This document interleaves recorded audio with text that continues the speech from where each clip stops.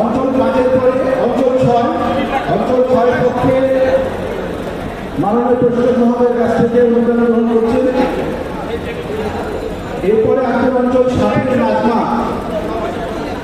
অঞ্চল 7-এর পরিচালনা কর্মী নাজমা মাননীয় প্রেসিডেন্ট মহোদয়ের কাছ থেকে অনুদান গ্রহণ করছেন। প্রস্তুত থাকবেন অঞ্চল 8-এর মোহাম্মদ কাসেম।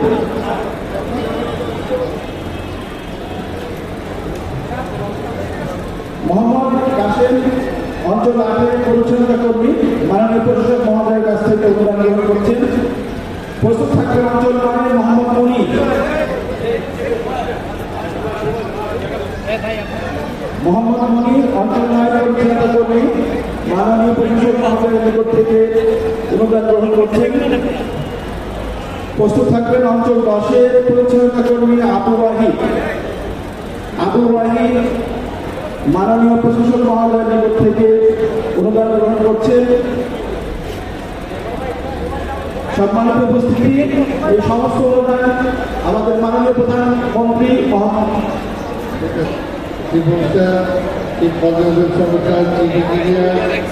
সচিব সহ অন্যান্য বিভাগীয় প্রধান এবং সবচেয়ে আজকে যাদের জন্য অনুষ্ঠান সকল পরিচ্ছন্ন কর্মকর্তা কর্মচারী ভাই ও বোনেরা সবার জন্য আমরা একটা তালি দিয়ে আমি আপনাদের ধন্যবাদ জানাই যে আমি দায়িত্ব নেওয়ার পরে আপনাদের কাজ করেছেন। মাননীয় প্রধানমন্ত্রী খুশি হয়েছেন আপনাদের কাজে। আপনাদের পরিষ্কার পরিচ্ছন্ন করছেন, সেটাতে নিজে খুশি হয়ে তার ফান্ডে থেকে আমার মনে হয় বাংলাদেশের ইতিহাসে নাই এর আগে কেউ কখনো দিচ্ছে। এই প্রথম আমাদের মাননীয় প্রধানমন্ত্রী তারেক রহমান আপনাদের জন্য এই যে এবার এই পুরস্কার দিচ্ছেন। আপনার সবাই খুশি হয়েছে? আপনারা সবাই তারেক রহমান সাহেবের জন্য দোয়া করবেন, আমার জন্য দোয়া করবেন। আর সবচেয়ে বড় কথা যে আপনাদের নেতা বলছে বক্তব্যে আপনাদের কথা আমি জানি, কারণ আজকে থেকে আমি নতুন না, বহু আগে থেকে এই সিটি কর্পোরেশনের সাথে আমি জড়িত। আমি জানি আপনাদের অভাব, অভিযোগ, সুখ, দুঃখ। এবার শুনেছেন যে আমি দায়িত্ব দেওয়ার পরে বেতন বোনাস দেওয়ার মতো টাকা ছিল না, কিন্তু তারপরেও কিন্তু আপনাদের বোনাস আমি দিয়েছি। এই জন্য দোয়া করবেন, কিন্তু আপনারা কাজটা ঠিক মতো করবেন। আমরা যেটা চাই ঢাকা শহরটাকে আপনারা পরিষ্কার রাখতে পারবেন, আমাদের এটা রাখতেই হবে যত কষ্ট হোক। আরেকটা ওই যে আপনার নেতা বলছে যে চাই শুট করা অনেকে নাকি এনে পরিচ্ছন্ন কর্মচারী হিসাবে বেতন নিয়ে যায় কিন্তু কাজ করে না, এইগুলোকে বের করে অনতি বিলম্বে তাদেরকে বিনয় করা হবে ইনশাআল্লাহ। যারা আপনার পরিচ্ছন্ন করবে, যারা কাজ করে, যারা মাঠে থাকে, তারাই শুধুমাত্র এই কাজগুলো করবেন। আর আমি যেটা পরিষ্কার বলতে চাই, পরিচ্ছন্নতার ব্যাপারে, বিদ্যুতের ব্যাপারে কোনো আপোষ নেই।